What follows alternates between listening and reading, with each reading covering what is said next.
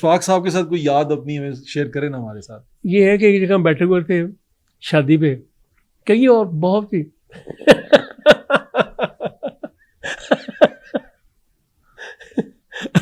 एकदम मैं अवारी में जा रहा हूँ, इशफाक साहब आ रहे हैं, साथ उनके जो देखे क्रॉस करके उसको पीछे हमद इधर आ इधर आ। मैं जी जी जी, मैं ऐसे सर करके खड़ा हो गया।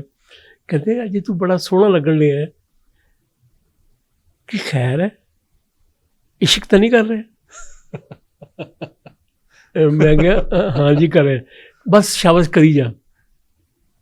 मैंने मना नहीं किया, कहते करी जा।